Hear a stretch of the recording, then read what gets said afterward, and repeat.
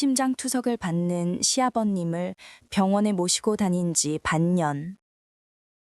리는 요즘 마음이 이상했습니다. 처음엔 단순한 연민이라 생각했어요. 매번 피를 빼고 돌아오면 힘없이 휠체어에 앉아있던 아버님. 그 손을 잡고 차에 태워드릴 때마다 묘하게 가슴이 저렸습니다. 그날도 투석을 마치고 집으로 돌아오던 길이었죠. 아버님이 휠체어에서 미끄러지듯 몸을 기울이자 린 씨는 급히 허리를 안고 부축했어요. 순간 둘 사이에 숨소리 하나조차 흔들릴 수 없는 이상한 정적이 흘렀습니다. 분명 힘이 빠지셨을 텐데 왜 반응이... 린 씨는 스스로를 다그쳤지만 그 반응이 일어난 순간의 느낌이 자꾸만 커져만 갔습니다. 심장토삭으로 지친 시아버지에게 일어난 반응, 그리고 매번 곁을 지키던 베트남 며느리 린. 두 사람 사이에 생겨선 안 될 감정이 피어오르던 그날의 이야기, 지금 시작합니다. 이 영상은 실화를 바탕으로 재구성되었습니다. 구독과 좋아요는 다음 이야기 제작에 큰 힘이 됩니다. 저는 그날 아침을 잊을 수가 없습니다. 과수원 마당에 햇살이 쏟아지던 초여름이었죠.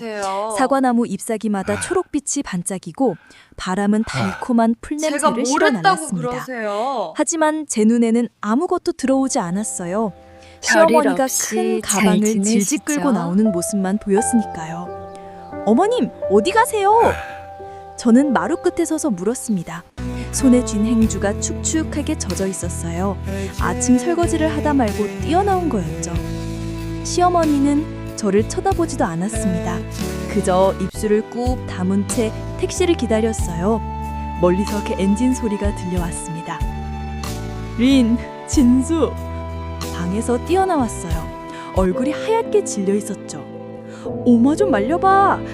하지만 저는 어떻게 말려야 할지 몰랐습니다. 시어머니는 제가 이 집에 온 지 5년 동안 단 한 번도 제 눈에 똑바로 쳐다본 적이 없었으니까요. 베트남에서 온 며느리, 그게 제 이름이었죠. 택시가 마당으로 들어섰습니다. 시어머니는 가방을 트렁크에 싣고 차에 올랐어요. 창문 너머로 보이는 얼굴은 딱딱하게 굳어 있었습니다. 마치 돌처럼요. 엄마! 엄마! 민수가 차문을 잡았지만 소용없었어요. 택시는 그대로 출발했습니다. 흙먼지가 하얗게 피어올랐죠. 젠장. 민수가 욕을 뱉으며 과수원 쪽으로 걸어갔습니다. 저는 그 뒷모습을 멍하니 바라봤어요. 손에 든 행주를 꽉 쥐었습니다. 시아버지 한도윤은 과수원 한가운데 서 계셨어요. 키 큰 사과나무 아래에서 묵묵히 하늘을 올려다보고 계셨죠. 등에 조금 굽어 있었습니다. 일주일에 3번씩 투석을 받으러 가는 몸이었으니까요. 저는 천천히 그쪽으로 걸어갔습니다. 아버님. 한도윤은 고개를 돌리지 않았어요. 그저 나무 사이로 불어오는 바람을 맞으며 서 계셨죠. 평생 손에 흙 한 번 못 묻히더니. 그가 나직이 말했습니다. 목소리가 갈라져 있었어요. 결국 버렸네. 저는 가슴이 철렁 내려앉는 걸 느꼈습니다. 시아버지 어깨가 미세하게 떨리고 있었거든요. 하지만 그는 울지 않았어요. 그저 주먹을 꽉 쥔 채 서 있을 뿐이었죠. 아버님, 저... 말이 목구멍에서 막혔습니다. 무슨 말을 해야 할지 몰랐어요. 위로의 말? 저는 한국말이 서툴렀고 무엇보다 제가 할 수 있는 게 뭐가 있을까 싶었죠. 한도윤이 천천히 과수원을 걸어 나갔습니다. 창고 쪽으로 향한 뒷모습이 너무 외로워 보였어요. 저는 그 뒤를 따라갔습니다. 마른 풀이 발목을 스쳤죠. 아버님! 저는 다시 불렀어요. 한도윤이 멈춰섰습니다. 제가 도와드릴게요. 제 목소리는 떨리고 있었는데 하지만 진심이었어요. 이 집에 온 이후로 저는 늘 시어머니 눈치를 보며 살았죠. 밥을 해도 빨래를 해도 늘 뭔가 모자란 사람 취급을 받았습니다. 하지만 이제 달라질 수 있을 것 같았어요. 한도윤이 고개를 끄덕였습니다. 아주 천천히요. 그리고 다시 걷기 시작했죠. 저는 그 뒷모습을 보며 생각했습니다. 이 사람은 지금 얼마나 외로울까? 아내에게 버림받은 남자, 매일 병원을 오가며 투석을 받아야 하는 몸, 아들은 바쁘다는 핑계로 곁에 없고 며느리는 말도 서툰 외국인이죠. 저는 마당으로 돌아왔습니다. 민수는 어디론가 트럭을 몰고 나갔더군요. 아마 술 마시러 갔을 거예요. 늘 그랬으니까요. 저는 부엌으로 들어가 설거지를 마저 했습니다. 그릇을 닦으면서 계속 창밖을 봤어요. 과수원이 보였죠. 한도요는 창고 앞 의자에 앉아 있었습니다. 움직이지 않았어요. 해가 중천에 떴습니다. 저는 점심을 차렸어요. 된장찌개와 김치, 그리고 시아버지가 좋아하시는 두부조림을 만들었죠. 쟁반에 담아 과수원을 걸어갔습니다. 아버님, 식사하세요. 한도윤이 고개를 들었어요. 눈가가 붉었죠. 울었던 걸까요? 아니면 그냥 피곤한 걸까요? 저는 알 수 없었어요. 고맙다. 그가 젓가락을 들었습니다. 저는 옆에 쪼그리고 앉았어요. 바람이 불었죠. 사과나무 잎이 바스락거렸습니다. 린, 한도윤이 말했어요. 힘들면 말해. 저는 고개를 저었습니다. 괜찮아요. 저는 괜찮습니다. 그날 저녁 저는 시아버지 방 앞을 지나가다 멈춰섰습니다.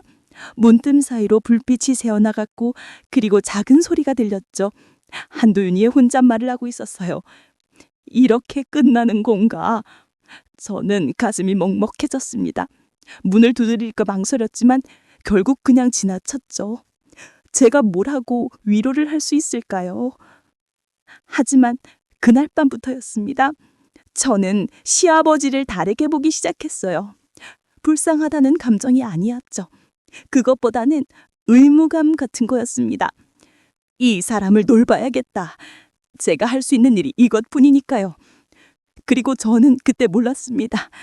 이 작은 의무감이 얼마나 큰 파도로 변할지, 제 심장이 얼마나 뜨겁게 뛸지. 그날 밤 저는 부엌에 홀로 앉아 있었어요. 창밖으로 과수원이 보였죠. 어둠 속에서 사과나무들이 조용히 서 있었습니다. 저는 무릎을 끌어안았어요. 그리고 생각했죠. 내일부터는 달라질 거라고. 첫 번째 병원 가는 날이었습니다. 새벽 5시에 일어나 밥을 지었어요. 한도윤은 투석 전에 꼭 죽을 드셔야 했거든요. 호박죽을 끓이면서 저는 계속 시계를 봤습니다. 6시 반까지 준비를 마쳐야 했죠. 민수야, 일어나. 저는 방문을 두드렸어요. 대답이 없었습니다. 다시 두드렸죠. 민수야, 아버님 병원 가야 해. 침대에서 뒤척이는 소리가 들렸어요. 그리고 짜증 섞인 목소리가 나왔습니다. 오늘 못 가, nom산일 있어. 제 손이 문고리에서 멈췄어요.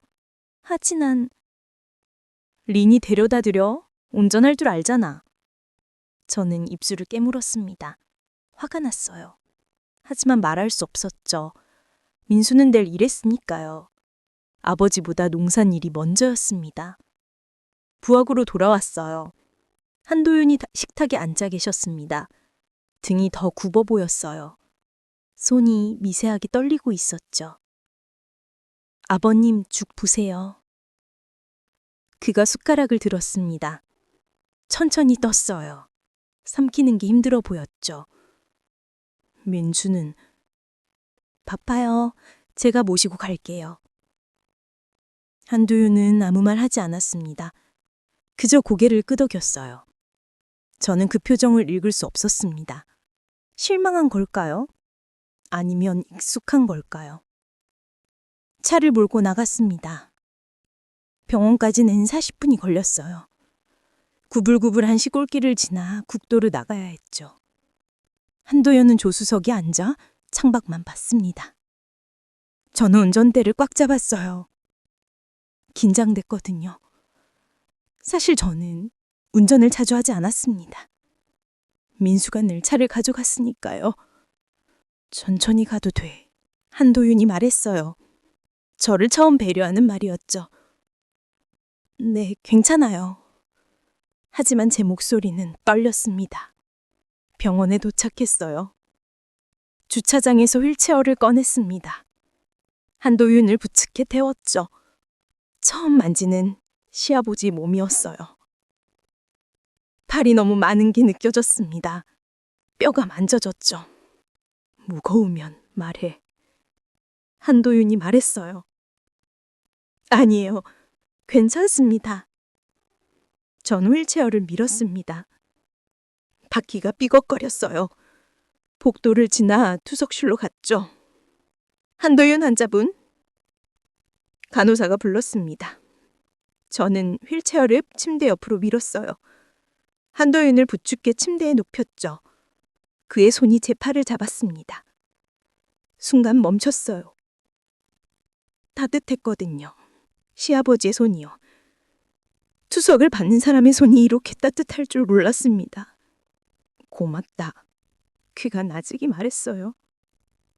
저는 고개를 끄덕였죠. 뭐라 대답해야 할 줄 몰랐습니다. 간호사가 바늘을 꽂았어요. 한도윤의 얼굴이 일그러졌습니다. 아팠을 거예요. 하지만 소리는 내지 않았죠. 저는 옆에 의자에 앉아 그 모습을 봤습니다. 투석기계가 돌아가기 시작했어요. 빨간 비가 투명한 관을 타고 흘렀습니다. 제 심장이 두근거렸어요. 무서웠죠. 린, 한도연이 불렀습니다. 네? 집에 가 있어도 돼. 4시간 걸려. 저는 고개를 저었어요. 아니요, 여기 있을게요. 사실 갈 곳도 없었습니다. 그리고 이상하게도 가고 싶지 않았어요. 이 사람을 혼자 두고 싶지 않았죠. 시간이 흘렀습니다. 한도연은 눈을 감고 있었어요. 자는 건지 그냥 휘는 건지 알 수 없었죠. 저는 창밖을 봤습니다. 하늘이 맑았어요. 물 좀 줄래? 한도연이 말했어요. 저는 컵에 물을 따라 입에 대들였어. 그가 천천히 마셨죠. 목젖이 움직이는 게 보였습니다. 고맙다. 또 고맙다는 말이었습니다. 저는 이상한 기분이 들었어요. 시어머니는 평생 고맙다는 말을 한 적이 없었거든요. 투적이 끝났습니다. 간호사가 바늘을 뺐어요. 한도윤의 깔에서 피가 조금 배어나왔죠. 저는 손으로 눌러줬습니다. 손이 떨렸어요. 괜찮아? 한도윤이 물었습니다. 제가 떠는 걸 본 거죠. 네, 괜찮아요. 하지만 괜찮지 않았습니다. 가슴이 답답했어요. 이 사람이 일주일에 3번씩 이걸 반복한다는 게 너무 힘들어 보였거든요. 잘 태웠습니다. 또 얘는 피곤한 얼굴로 눈을 감았어요. 저는 조심스럽게 운전했죠. 차 안이 조용했습니다. 린, 한도윤이 말했어요. 네? 힘들지? 저는 잠시 생각했습니다. 힘들었을까요? 사실 잘 모르겠어요. 힘들다기보다는 뭔가 다른 감정이었죠. 아니요, 저는 괜찮습니다. 한도연이 고개를 끄덕였어요. 그리고 다시 눈을 감았죠. 집에 도착했습니다. 민수의 투락은 없었어요. 아직 농산일 중이었죠. 저는 한도윤을 부축해 방으로 모셨습니다. 쉬세요. 한도윤이 침대에 누웠어요. 숨소리가 거칠었습니다. 저는 이불을 덮어드렸죠. 그리고 문을 닫고 나왔습니다. 부엌에 앉았어요. 손이 떨리고 있었고 저는 손가락을 봤습니다. 아까 한도윤의 팔을 부축했던 손이었죠. 이상하게 따뜻한 기운이 남아있는 것 같았어요. 그날 저녁 민수가 돌아왔습니다. 술 냄새가 났어요. 저는 아무 말 하지 않았습니다. 밥상을 차렸죠. 아버지는 주무세요. 추석하고 오셔서 피곤하세요. 민수는 고개를 끄덕였고 그리고 밥을 먹기 시작했습니다. 저를 쳐다보지도 않았어요. 저는 설거지를 해요. 그리고 한도윤 방 앞을 지나갔죠. 불이 꺼져 있었습니다. 다음 날도 그 다음 날도 똑같았어요. 민수는 바쁘다고 했습니다. 저는 한도윤의 병원에 모셨죠. 차 안에서 투석실에서 돌아오는 길에서 늘 함께였습니다. 그러던 어느 순간부터였습니다. 한도윤의 손이 제 팔을 받칠 때마다 제 심장이 두근거리기 시작했어요. 처음엔 몰랐습니다. 그냥 긴장하는 거라고 생각했죠. 하지만 아니었어요. 어느 날 차 안에서였습니다. 한도윤이 창밖을 보고 있었고 햇살이 그의 얼굴에 비쳤죠. 주름이 깊었지만 어딘가 온화해 보였습니다. 저는 그 옆모습을 봤어요. 그리고 깨달았죠. 이 사람이 좋다는 걸. 민수는 요즘 더 늦게 들어왔습니다. 농사 일이 바쁘다고 했어요. 하지만 저는 알고 있었죠. 술 냄새가 옷에 배어 있었으니까요. 매일 밤 농사 끈 친구들과 소주를 마셨습니다. 저녁 6시였어요. 저는 부엌에서 저녁을 준비했습니다. 된장찌개를 끓이고 생선을 구웠죠. 한도윤이 생선을 좋아하셨거든요. 가시를 발라내며 저는 창밖을 봤어요. 과수원에 노을이 지고 있었습니다. 저녁 됐어요. 저는 한도윤 방 앞에서 조심스럽게 말했어요. 문이 열렸습니다. 한도윤이 나오셨죠. 오늘은 투석 없는 날이었지만 얼굴이 여전히 피곤해 보였어요. 민수는 아직 안 왔어요. 한도윤은 아무 말 없이 식탁으로 갔습니다. 저는 밥그릇 2개를 놓았어요. 하나는 한도윤 앞에, 하나는 제 앞에요. 같이 드세요. 제가 말했습니다. 한도윤이 잠시 멈췄어요. 저를 쳐다봤죠. 민수 기다려야 하지 않나? 언제 올지 몰라요. 우리 먼저 먹어요. 한도윤은 한참을 망설였습니다. 그러다 천천히 젓가락을 들었어요. 저도 앉았죠. 식탁이 좁았습니다. 2사람이 마주 앉으니 무릎이 부딪힐 것 같았어요. 저는 조심스럽게 반찬을 집었습니다. 한도윤도 조용히 밥을 먹었죠. 고요했습니다. 창밖에서 바람 소리만 들렸습니다. 사과나무 잎이 바스럭거렸어요. 저는 젓가락을 놓으려다 한도윤의 손과 부딪혔습니다. 아! 저는 화들짝 놀랐어요. 젓가락이 그릇에 떨어졌죠. 괜찮아. 한도윤이 말했습니다. 하지만 저는 얼굴이 뜨거워지는 걸 느꼈어요. 왜 이러는 걸까요? 그저 손이 부딪혔을 뿐인데. 저는 죄송해요. 사과할 일 아니야. 한도윤이 다시 밥을 먹기 시작했습니다. 저도 젓가락을 들었죠. 하지만 입맛이 없었습니다. 가슴이 두근거렸거든요. 닌! 한도윤이 불렀어요. 네? 요즘 많이 힘들지? 아니에요. 괜찮아요. 매일 병원 데려다 주고 고맙다. 또 고맙다는 말이었어요. 저는 숟가락을 놓았습니다. 아버님, 제가 해야 할 일이에요. 고맙다고 하지 마세요. 한도윤이 저를 보았습니다. 눈빛이 따뜻했어요. 처음 보는 눈빛이었죠. 그래도 고맙다. 저는 대답하지 못했습니다. 그저 고개만 끄덕였습니다. 목이 메이는 것 같았죠. 밥을 다 먹었습니다. 저는 설거지를 시작했어요. 한도윤은 거실로 갔죠. 텔레비전을 켰습니다. 뉴스가 나왔어요. 린, 앉아서 봐.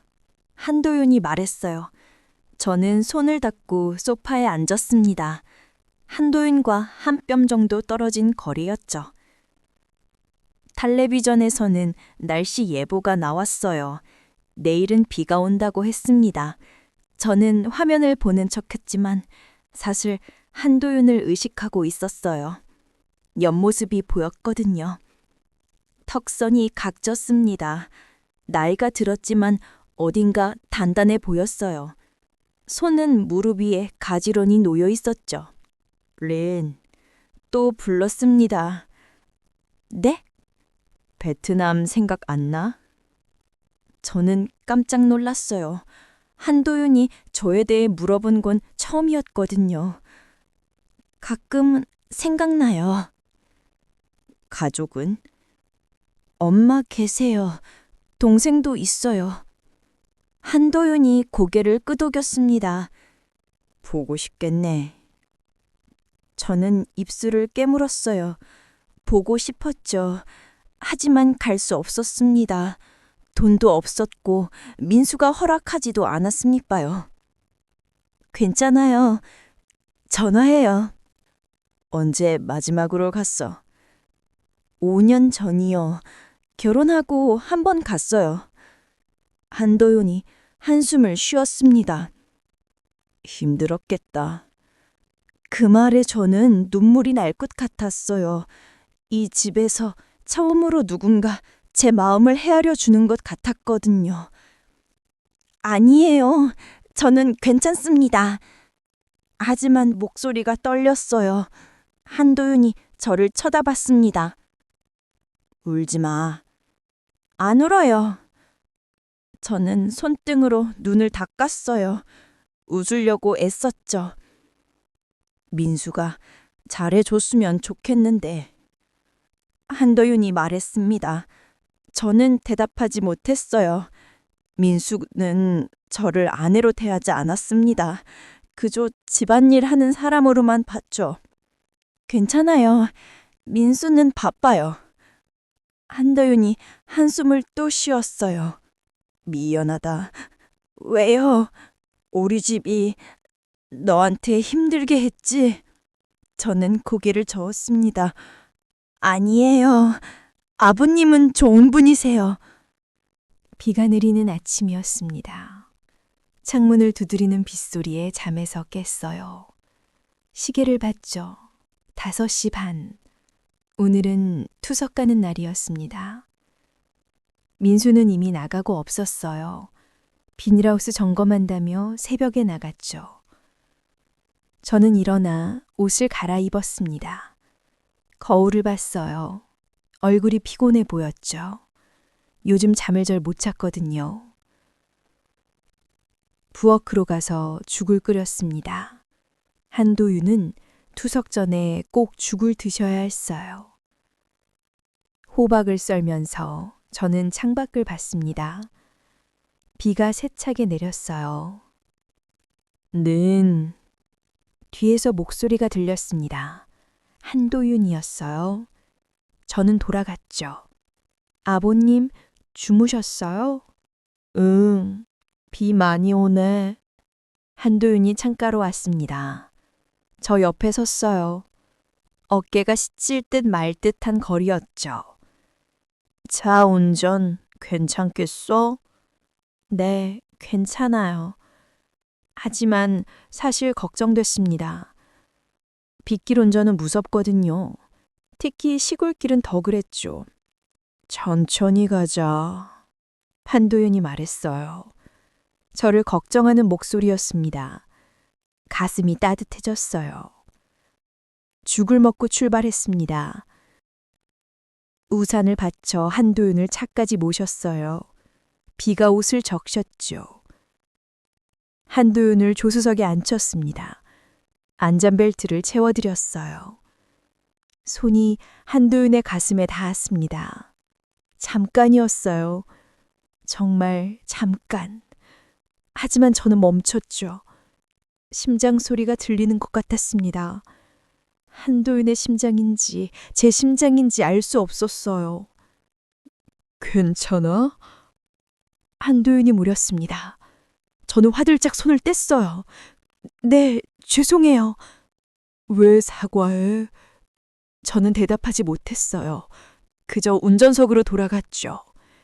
차를 출발시켰습니다. 와이퍼가 빠르게 움직였어요.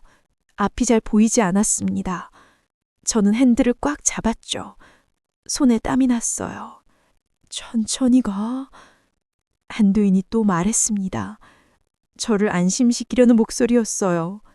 네. 시골길을 빠져나갔습니다. 구불구불한 길이었어요. 양쪽으로 논밭을 펼쳐져 있었죠. 빗물이 고여 있었습니다. 린, 네? 무서우면 말해. 잠깐 쉬었다 가도 돼. 거기를 저었습니다. 괜찮아요. 시간 맞춰야 해요. 하지만 손이 떨렸어요. 한도인이 그걸 본 거죠. 손 떨리네. 아니에요. 괜찮습니다. 한도인이 천천히 손을 뻗었습니다. 제 손등에 살짝 올려놨어요. 따뜻했죠. 괜찮아. 천천히 가면 돼. 저는 숨이 멎는 줄 알았습니다. 한도인의 손이 제 손 위에 있었어요. 무게가 느껴졌죠. 온기가 전해졌습니다. 심장이 미친 듯이 뛰었어요. 아버님, 응? 손... 한도윤이 손을 걷었습니다. 저는 허전함을 느꼈어요. 이상했죠. 방금 전까진 떨렸는데 이젠 손이 텅 빈 것 같았습니다. 미안, 놀랐지? 아니에요. 저는 앞만 봤어요. 운전에 집중하려 했었죠. 하지만 머릿속은 온통 방금 그 감쪽뿐이었습니다. 국도로 나왔습니다. 차들이 많았어요. 빗길이라 다들 천천히 갔죠. 저도 속도를 줄였어요. 린, 한도윤이 또 불렀습니다. 네? 요즘 나 때문에 힘들지? 아니에요. 전혀요. 매일 병원 데려다 주고 괜찮아요. 저는 아버님 곁에 있는 게 좋아요. 말이 튀어나왔습니다. 제 의도와는 상관없이요. 저는 입을 다물었어요. 왜 저런 말을 했을까요? 한도윤이 저를 쳐다봤습니다. 린, 네, 고맙다. 또 고맙다는 말이었습니다. 하지만 이번엔 목소리가 떨렸습니다. 뭔가 다른 감정이 섞여 있었죠. 저는 대답하지 못했어요. 병원에 도착했습니다. 주차를 하고 휠체어를 꺼냈어요. 한도윤을 부축해 태웠죠. 비가 여전히 내렸습니다. 우산을 받쳐 들었어요. 들어가요. 휠체어를 밀었습니다. 바퀴가 울봉강이로 문덩이를 지나갔어요. 물이 튀었죠. 병원 입구에 도착했습니다. 문을 열고 들어갔습니다. 따뜻한 공기가 느껴졌죠. 저는 우산을 접었어요. 물이 뚝뚝 떨어졌습니다. 옷 젖었네. 한도인이 말했습니다. 제 어깨를 보고 있었어요. 괜찮아요. 금방 마를 거예요. 감기 걸리겠다. 한도인이 손수건을 꺼냈습니다. 제 어깨에 대려고 했는데 저는 화들짝 놀래 뒤로 물러섰죠. 아니에요. 괜찮아요. 가만히 있어. 한도윤이 제 어깨를 닦아줬습니다. 천천히요. 조심케요. 저는 움직일 수 없었습니다. 숨소리가 들렸어요. 한도윤의 숨소리, 아니, 제 숨소리일 수도 있었죠. 구분이 안 됐어요. 너무 가까웠거든요. 다 됐어. 한도윤이 손을 가뒀습니다. 저는 고개를 숙였어요. 얼굴이 뜨거웠죠. 고맙습니다. 내가 고마운 걸. 조석실로 갔습니다. 한도윤을 침대에 눕혔어요. 간호사가 바늘을 꽂았죠. 한도윤의 얼굴이 일그러졌습니다. 저는 그 손을 잡았어요. 무의식적으로요. 한도윤이 저를 봤습니다. 눈이 마주쳤죠. 저는 얼어붙었습니다. 손을 놓아야 했습니다. 하지만 놓을 수 없었습니다. 한도윤이 제 손을 꽉 쥐었습니다. 괜찮아. 누가 누구를 위로하는 건지 모르겠어요. 저는 고개를 끄덕였습니다. 추석이 시작됐습니다. 저는 옆을 잘 앉았어요. 한도윤의 손을 놓았죠. 하지만 손바닥엔 여전히 온기가 남아 있었습니다. 창밖을 봤어요. 비가 계속 내렸습니다. 하늘이 회색이었죠. 저는 생각했어요. 이러면 안 되는데. 하지만 마음은 이미 선을 넘고 있었습니다. 조금씩, 천천히 되돌릴 수 없는 곳으로요. 린. 한도윤이 불렀어요. 저는 돌아봤죠. 네? 이러면 안 되는데. 제 심장이 멈춘 것 같았습니다. 한도윤도 느끼고 있었던 거예요. 이 이상한 감정을요. 무슨 말씀이세요? 한도윤이 눈을 감았습니다. 아니야, 아무것도 아니야. 하지만 저는 알았습니다. 우리 둘 다 알고 있었죠. 이건 더 이상 시아고지와 며느리의 관계가 아니라는 걸. 뭔가 더 위험한 곳으로 가고 했다는 걸. 하지만 멈출 수 없었습니다. 이미 너무 늦었으니까요.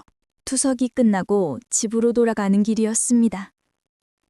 비는 더 세차게 내렸어요. 하늘이 어두워졌죠. 오후 3시인데도 저녁처럼 캄캄했습니다. 조심해서 가. 한도윤이 말했어요. 저는 고개를 끄덕였죠. 와이퍼를 빠르게 돌렸습니다. 하지만 앞이 잘 보이지 않았어요. 천천히 갈게요. 국도를 벗어나 시골길로 접어들었습니다. 좁은 길이었어요. 양옆으로 논이 펼쳐져 있었죠.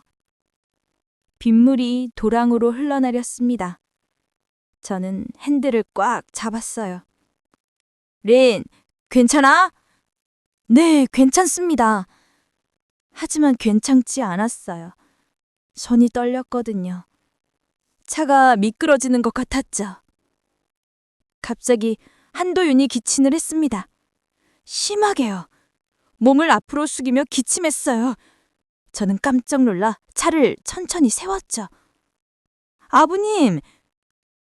한도윤이 손으로 입을 가렸습니다. 기침이 멈추지 않았어요. 저는 급히 차를 길가에 댔죠. 아버님, 괜찮으세요? 한도윤이 손을 내렸어요. 피었습니다. 손바닥에 빨간 피가 묻어 있었어요. 저는 비명을 지를 뻔했죠. 심장이 쿵 떨어졌습니다. 아버님! 괜찮아. 한도윤이 말했지만 얼굴이 새하얗게 줄렸어요. 입술에도 피가 묻어 있었죠. 저는 가방에서 손수건을 꺼냈습니다. 손이 떨렸어요. 한도윤의 입을 닦아드렸죠. 손수건이 빨갛게 물들었습니다. 병원 가야 해요. 다시 가요. 아니야, 집에 가자. 안 돼요. 피가 나왔어요. 제 목소리가 떨렸습니다. 눈물이 날 것 같았어요. 한도윤이 제 손을 잡았죠. 린, 괜찮아. 가끔 그래. 투석하면. 아니에요. 이건 심해요. 저는 울었습니다. 눈물이 주르륵 흘러내렸어요. 손수건으로 한도윤의 입을 닦으면서 울었죠. 린, 울지 마. 아버님, 제발 오래 사세요. 제발요. 한도윤이 제 손을 꽉 쥐었습니다. 미안해. 왜 미안해요? 왜요? 저는 엉엉 울었어요. 한도윤의 얼굴을 봤죠. 창백한 얼굴, 떨리는 입술. 저는 무서웠습니다. 이 사람이 죽을까 봐. 린! 한도윤이 제 뺨을 닦아줬어요. 따뜻한 손이었죠. 이런 말 하면 안 되는데. 무슨 말이에요? 네가 있어서 다행이야. 제 등에서 눈물이 더 쏟아졌습니다. 아버님! 너 아니었으면 이렇게 버티지 못했을 거야. 한도윤의 목소리가 떨렸어요. 저는 손수건을 쥔 채 울었죠. 가슴이 찢어지는 것 같았습니다. 저도 아버님 없었으면. 말이 끊어졌어요. 더 이상 할 수 없었죠. 말하면 안 되는 것들이었으니까요. 말 대신 우리는 서로를 터치하며 느꼈어요. 여러 가지의 반응들을. 마치 빗수리에 몸을 맡기고 한참 그만 그 디름을 탔어요. 한동안 빗소리만 들렸습니다. 차지붕을 두드리는 소리, 창문을 타고 흐르는 빗물, 우리 둘의 숨소리. 집에 가자. 한도윤이 말했어요. 저는 고개를 끄덕였죠. 춘수건으로 얼굴을 닦았습니다. 차를 다시 출발시켰어요. 손이 여전히 떨렸지만 운전했습니다. 한도윤은 눈을 감고 있었어요. 숨소리가 거칠었죠. 저는 계속 옆을 봤습니다. 괜찮을까? 또 피를 토하면 어떡하지? 그런 생각뿐이었어요. 아빠, 위험해! 한도윤이 눈을 뜨지 않고 말했습니다. 제가 자꾸 옆을 보는 걸 안 거죠. 네. 마을에 도착했어요. 집 마당으로 차를 몰고 들어갔습니다. 민쓸 트럭은 없었어요. 아직 안 데려왔죠. 내릴게요. 저는 우산을 펴고 한도윤 쪽 문을 열었습니다. 그를 부축해 일으켰어요. 몸이 떨리고 있었죠. 천천히요. 한도윤을 안다시피 했습니다. 거의 안고 가는 거나 마찬가지였어요. 무게가 느껴졌지만 가벼웠습니다. 너무 가벼웠어요. 집으로 들어갔습니다. 한도윤을 방으로 모셨어요. 침대에 눕혔죠. 이불을 덮어드렸습니다. 물 가져올게요. 부엌으로 갔어요. 물을 따랐습니다. 손이 떨려서 컵이 덜컹거렸죠. 방으로 돌아왔습니다. 한도윤을 일으켜 물을 마시게 했어요. 천천히 삼키셨죠. 목젖이 움직이는 게 보였습니다. 더 드릴까요? 괜찮아. 한도윤을 다시 눕혔어요. 이불을 목까지 끌어올렸죠. 쉬세요. 제가 옆에 있을게요. 린, 네, 너 방 가서 쉬어. 저는 고개를 저었어요. 아니에요. 여기 있을게요. 민수가 오면 상관없어요. 저는 방바닥에 앉았어요. 한도윤의 침대 옆에 그의 손을 잡았죠. 제가 여기 있을게요. 한도윤이 저를 봤습니다. 눈빛이 처져 있어요. 린. 네, 고맙다. 저는 웃으려 했지만 눈물이 나왔습니다. 또 고맙다고 하시네요. 미안해. 왜 미안해 너? 한도윤이 대답하지 않았어요. 그저 제 손을 꽉 쥐었습니다. 저는 그 손을 두 손으로 감쌌어요. 아버님, 아프면 말해요. 약 드릴게요. 응. 배고프면 뭐 해드릴게요. 응. 그리고 말이 막혔어요. 하고 싶은 말이 너무 많았지만 할 수 없는 말들이었으니까요. 뭐 아무것도 아니에요. 밖에서 빗소리가 들렸어요. 점점 더 세지는 것 같았죠. 창문을 때렸습니다. 저는 한도윤의 얼굴을 봤습니다. 눈을 감고 있었어요. 숨을 고르게 쉬고 있었죠. 잠든 걸까요? 저는 그 얼굴을 한창 동안 봤습니다. 주름이 많았어요. 나이가 느껴졌죠. 하지만 어딘가 평온해 보였습니다. 제 가슴이 아팠어요. 이 사람을 사랑하고 있었습니다. 인정하고 싶지 않았지만 사실이었죠. 시아버지를 사랑하고 있었습니다. 며느리가 시아버지를 사랑하고 있었습니다. 이건 잘못된 거였어요. 절대 있어서는 안 되는 일이었죠. 하지만 멈출 수 없었습니다. 저는 한도윤의 손을 이마에 갖다 댔어요. 눈을 감았습니다. 제발 오래 사세요. 속삭였습니다. 기도하듯이요. 제발요. 빗소리만 대답했습니다. 저는 그렇게 한창 동안 앉아 있었어요. 한도윤이 손을 잡은 채로. 밖에서 차 소리가 들렸습니다. 민수였어요. 저는 화들이짝 한도윤의 손을 놓았죠. 방에서 나왔습니다. 왔어?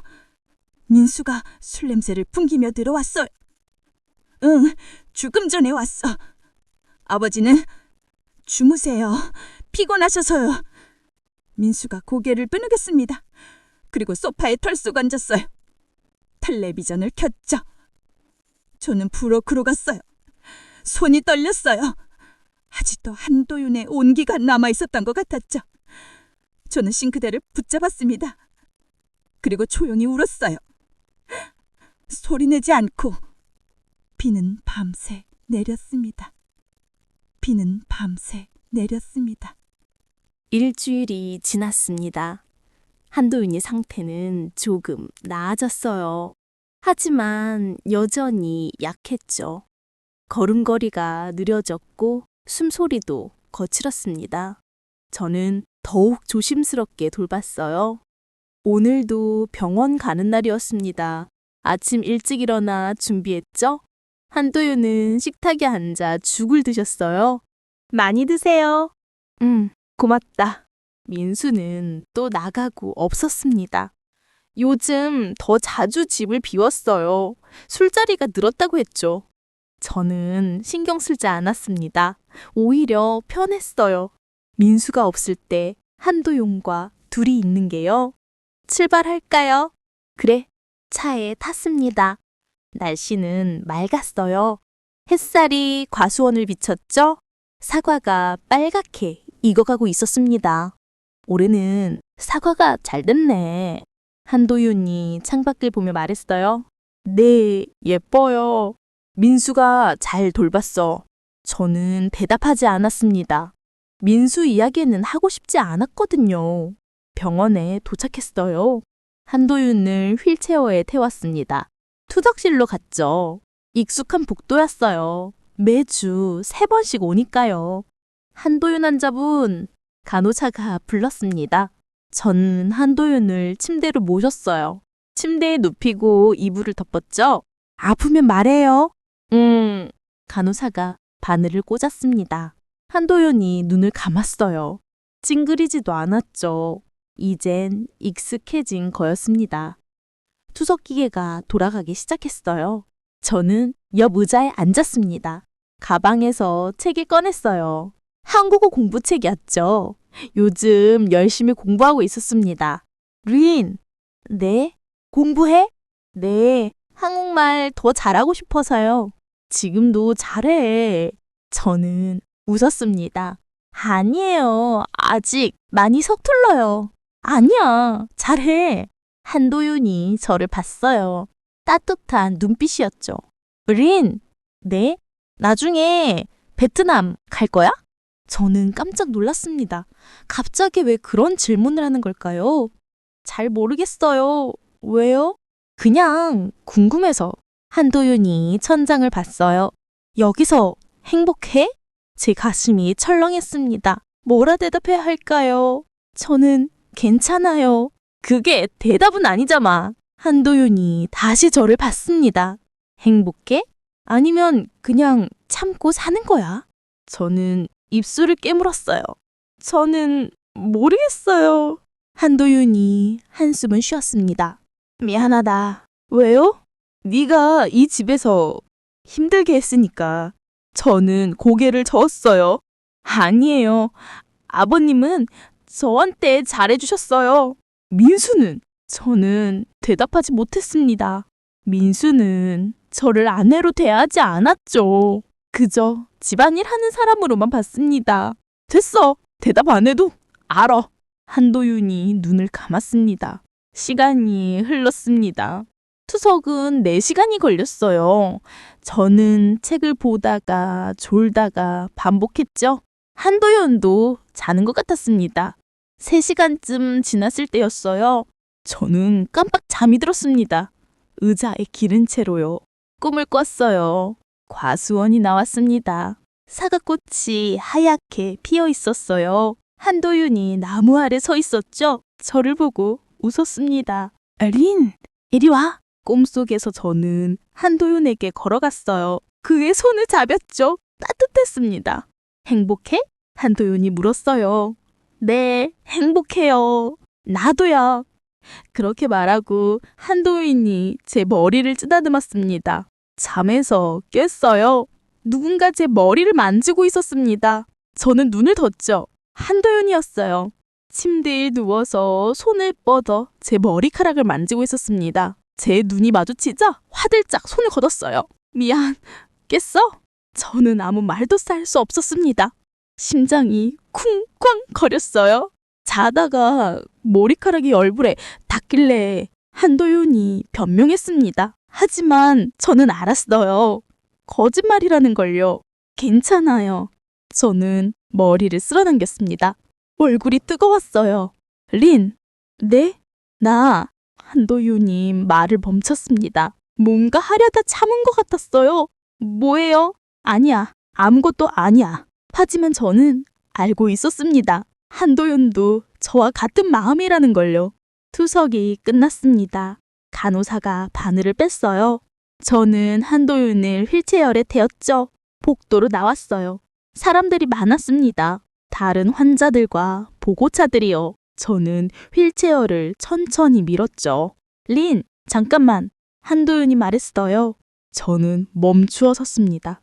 왜요? 저기 의자 있잖아. 거기 앉아서 좀 쉬자. 복도 끝에 의자가 있었어요. 창가 쪽이었죠. 저는 휠체어를 그쪽으로 빌었습니다. 앉았어요. 한도윤 옆에요. 창밖으로 하늘이 보였습니다. 구름이 천천히 흘러가고 있었습니다. 린, 네? 나 때문에 힘들지?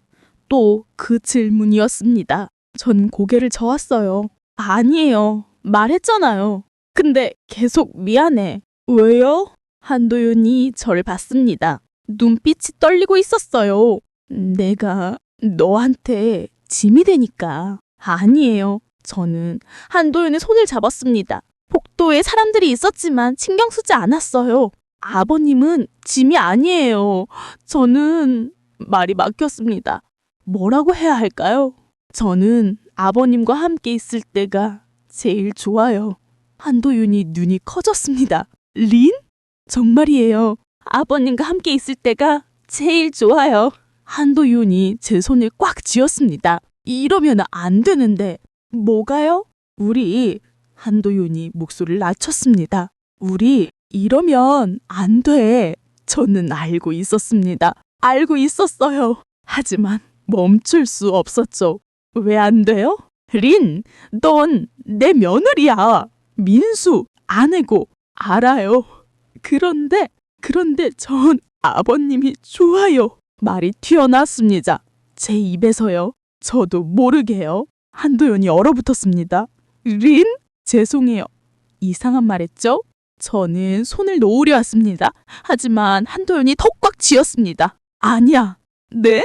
한도윤이 제 눈을 똑바로 봤어요. 나도 너 같은 사람 처음이야. 제 심장이 멎은 줄 알았습니다. 아버님, 나를 살게 한 사람, 그 사람 나den 세란.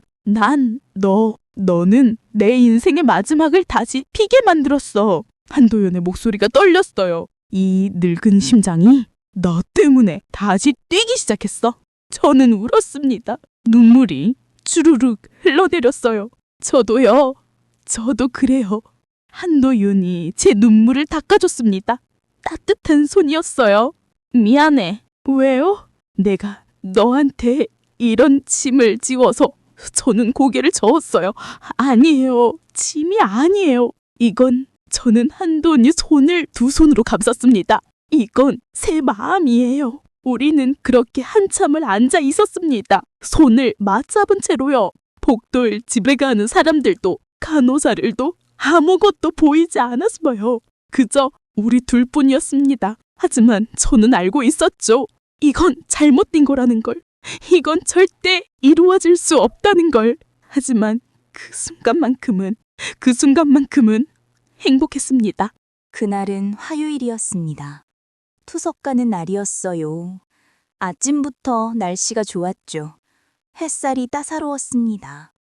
저는 한도윤을 병원에 모셨어요. 늘 하던 대로요. 휠체어를 밀고 복도를 지나 투석실로 갔죠. 린, 커피 마실래? 투석이 시작되고 1시간쯤 지났을 때 한도윤이 물었습니다.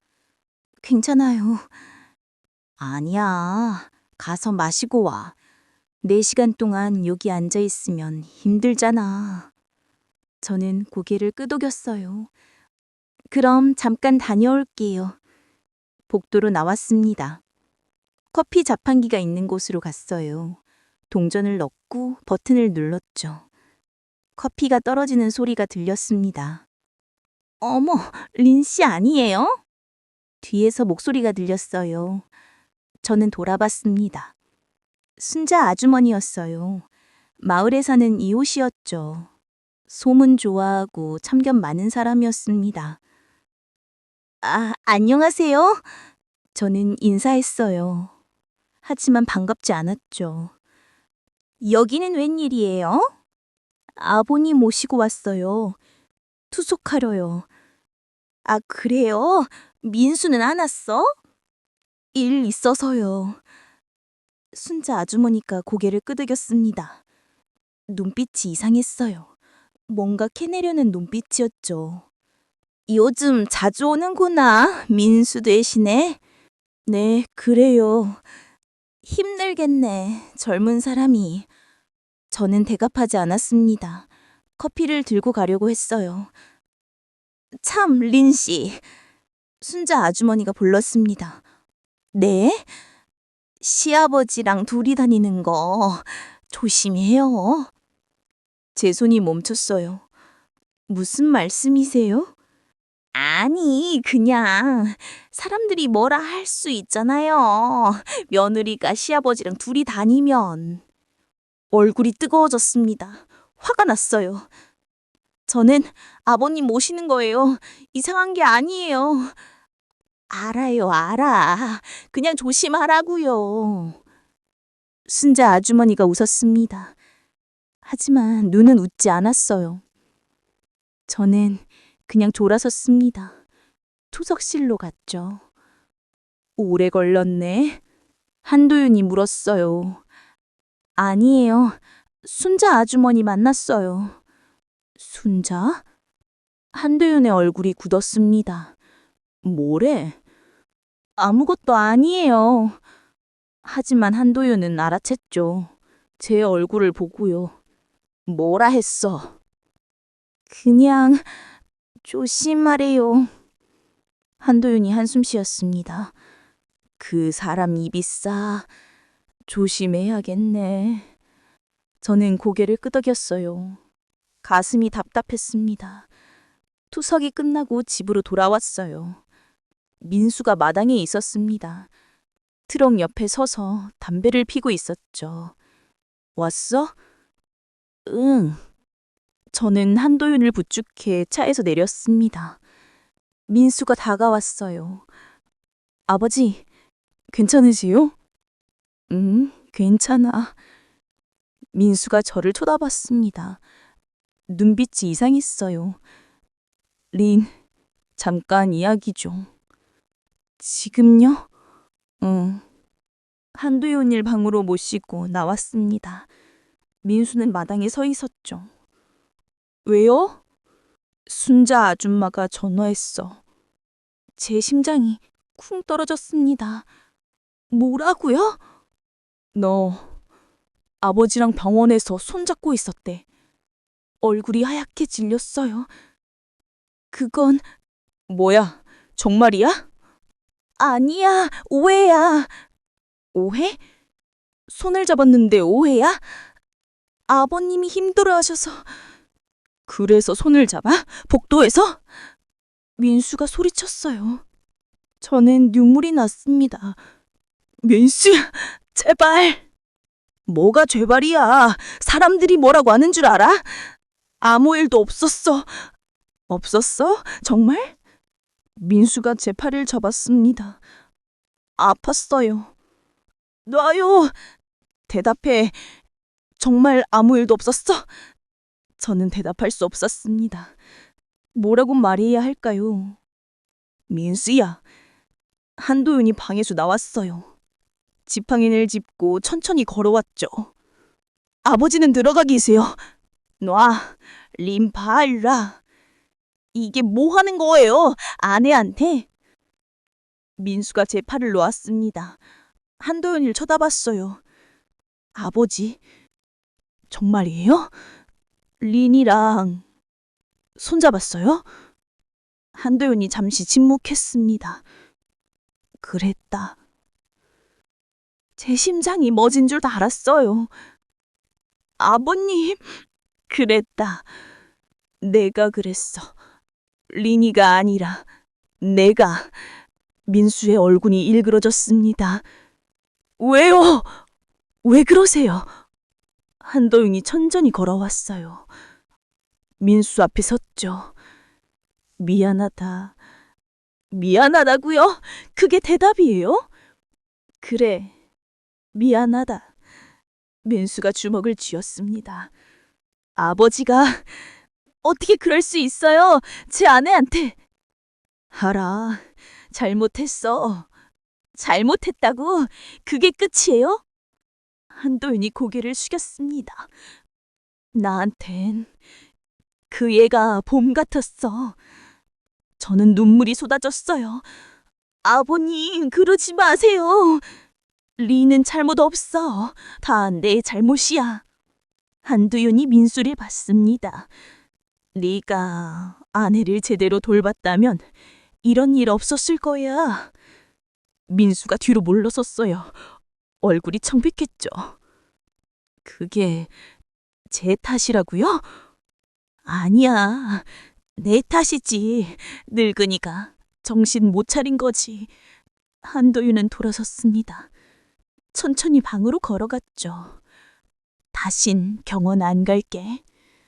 혼자 갈 수 있어. 아버님! 저는 뒤따라 가려 했습니다. 하지만 민수가 막아줬어요. 너는 들어가! 민수야, 들어가라고! 민수가 소리쳤어요. 저는 울면서 방으로 들어갔어요. 문을 닫았습니다. 바닥에 주저앉아 울었어요. 소리내지 않으려고 입을 막았죠. 밖에서 민수가 트럭을 몰고 나가는 소리가 들렸습니다. 그리고 고요해졌어요. 저는 한도윤 방 앞으로 갔어요. 문을 두드렸어요. 아버님, 대답이 없었습니다. 아버님, 제발 문 열어주세요. 여전히 대답이 없었어요. 저는 문고리를 잡았습니다. 열리지 않았죠. 잠겨 있었습니다. 아버님, 저는 문을 두드렸어요. 울면서요. 제발요, 제 잘못이에요. 제가 잘못했어요. 안에서 한도윤의 목소리가 들렸습니다. 린, 미안해. 아니에요. 아버님 잘못 아니에요. 내 잘못이야. 다 아니라고요. 저는 소리쳤어요. 저도 아버님 좋아했어요. 저도 똑같아요. 한도윤이 대답하지 않았습니다. 저는 문 앞에 주저앉았어요. 울었죠. 해가 졌습니다. 저는 그 자리에 그대로 있었어요. 한도윤의 방문 앞에요. 민수는 돌아오지 않았습니다. 담이 깊어갔죠. 저는 일어나 제 방으로 갔습니다. 침대에 누웠죠. 천장을 봤어요. 눈물이 계속 흘러내렸습니다. 이제 어떻게 되는 걸까요? 우리는 어떻게 되는 걸까요? 그날 이후로 일주일이 지났습니다. 한도윤은 방에서 나오지 않았어요. 밥을 가져다 드려도 문 앞에 놔두고 갔죠. 나중에 보면 그릇이 비어 있었습니다. 민수는 집에 거의 오지 않았어요. 새벽에 나가서 밤 늦게 들어왔습니다. 술 냄새를 풍기며요. 저와는 말도 하지 않았죠. 저는 혼자였습니다. 집안이 너무 조용했어요. 무서울 정도로요. 어느 날 아침이었습니다. 한도윤 방 앞에 밥을 놔두고 돌아서는데 문이 열렸어요. 린, 저는 얼어붙었습니다. 한도윤이 문 앞에 서 있었어요. 얼굴이 많이 수척해져 있었습니다. 눈가가 푹 꺼져 있었죠. 아버님, 오늘 병원 가야 해. 네, 제가 모시고 갈게요. 아니야, 택시 부를게. 제 가슴이 찢어지는 것 같았어요. 아버님, 제가 갈게요. 제발요. 한도윤이 고개를 저었습니다. 안 돼. 이제 안 돼. 왜요? 린, 우리 이러면 안 돼. 알잖아. 저는 눈물이 났습니다. 알아요. 알지만. 가. 네 방으로 가. 한도윤이 문을 닫으려 했어요. 저는 문을 붙잡았죠. 아버님, 제발 혼자 가지 마세요. 린, 제가 잘못했어요. 제가 조심할게요. 그러니까 제발. 한도윤이 제 손을 떼어냈습니다. 그리고 문을 닫았어요. 저는 그 앞에 주저앉아 울었습니다. 1시간쯤 지났을까요? 택시가 왔어요. 한도윤이 나왔습니다. 혼자 걸어서요. 지팡이를 짚고 천천히요. 저는 창문 너머로 봤습니다. 한도윤이 택시에 탔어요. 차가 출발했죠. 저는 무너져 내렸습니다. 그날 오후였어요. 전화벨이 울렸습니다. 저는 급히 달려가 받았죠. 여보세요? 한도윤 환자 보호자시죠? 병연이었어요. 제 심장이 멎은 줄 알았습니다. 네, 맞아요. 무슨 일이에요? 환자분이 투석 중에 쓰러지셨어요. 지금 응급실에 계십니다. 전화기를 떨어뜨릴 뻔했어요. 지금 갈게요. 저는 차키를 집어들고 뛰어나갔습니다.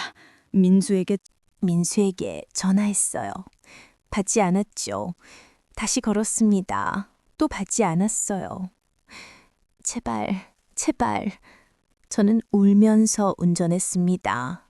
병원에 도착했어요. 응급실로 뛰어갔습니다. 간호사에게 물었죠. 한도윤 환자 어딨어요? 저쪽 침대에 계세요. 저는 커튼을 젖히고 들어갔습니다.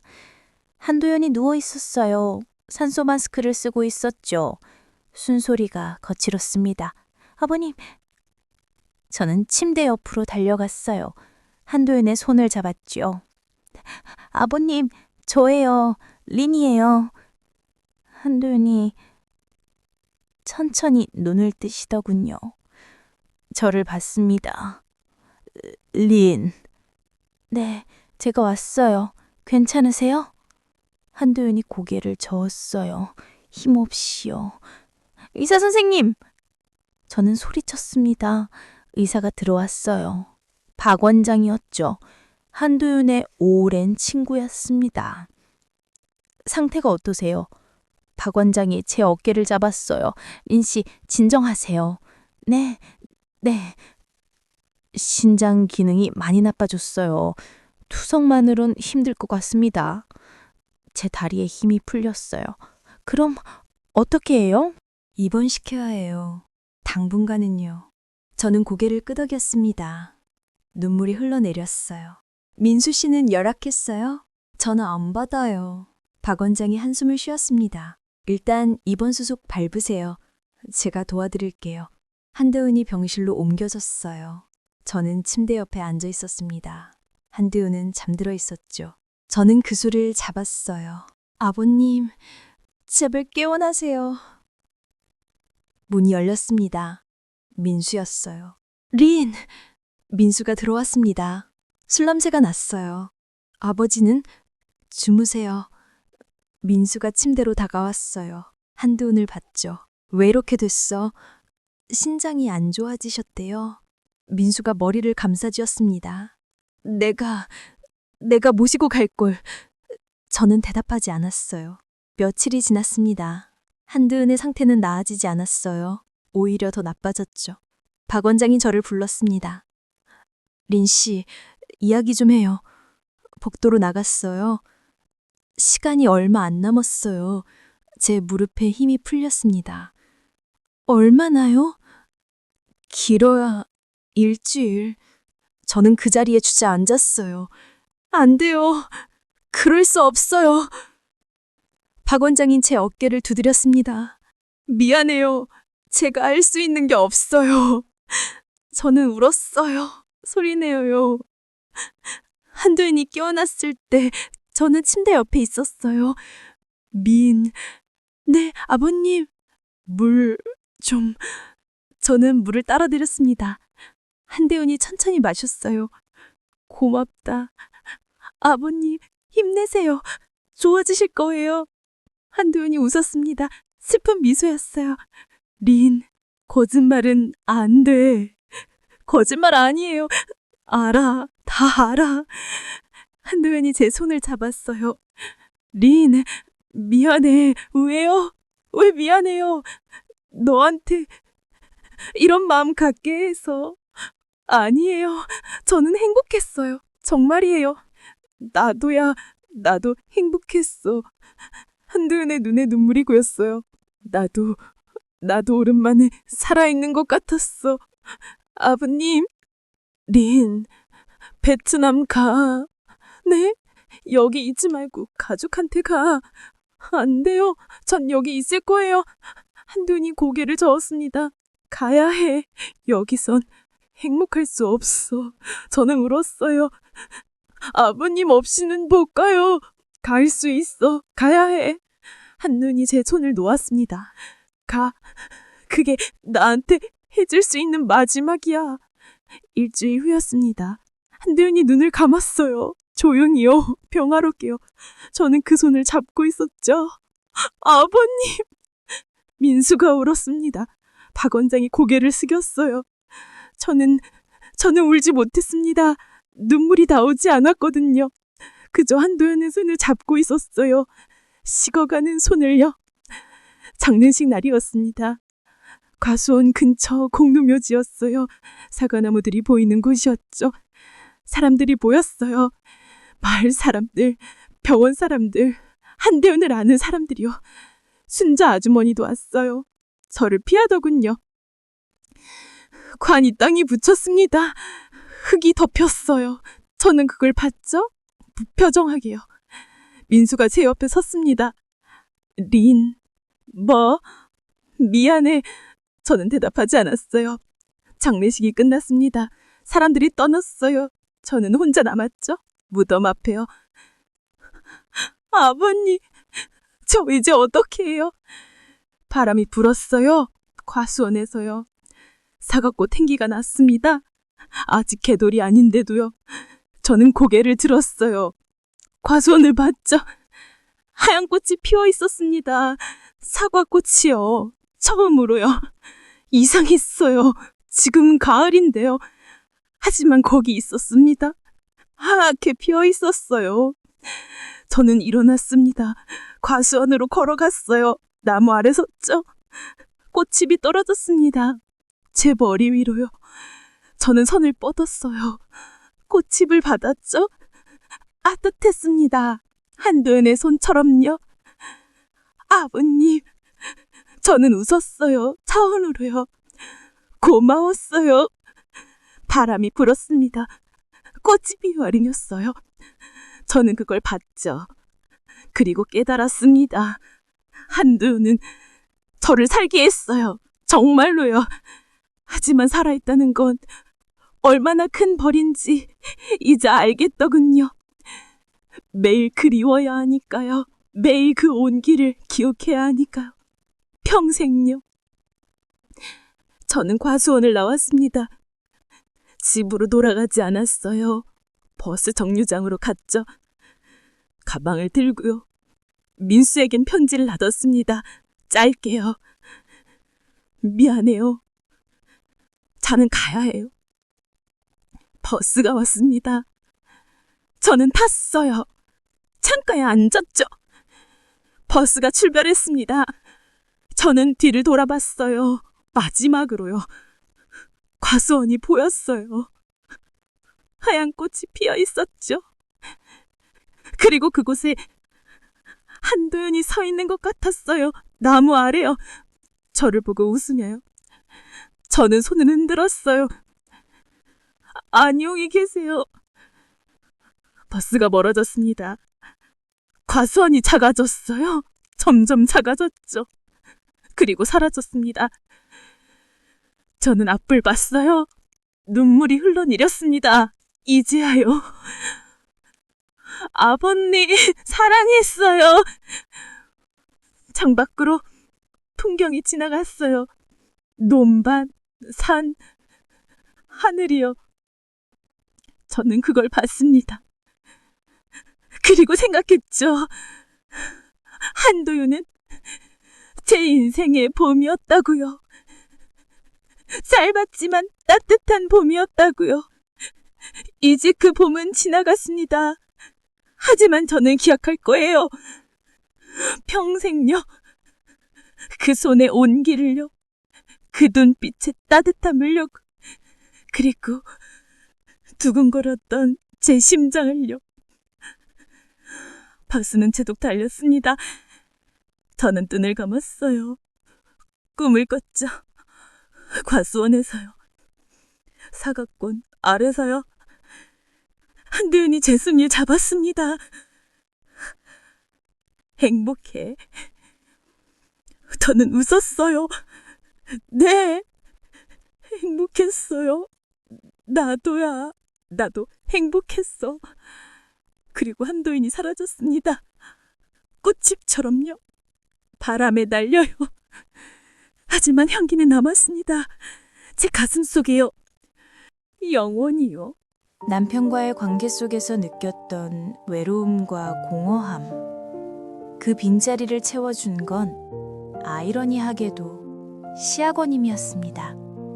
처음엔 연민이었죠. 하지만 시간이 흐를수록 그 감정은 누구에게도 말할 수 없는 금기된 사랑이 되어버렸습니다. 린 씨의 선택은 옳았을까요? 아니면 단지 외로움의 착각이었을까요? 여러분은 어떻게 생각하시나요? 여러분의 의견을 댓글로 남겨주세요. 이 이야기가 마음에 닿았다면 구독과 좋아요는 다음 이야기 제작에 큰 힘이 됩니다. A whisper in the air. I thought it might be you, but shadows fall and dreams undo. A thread so thin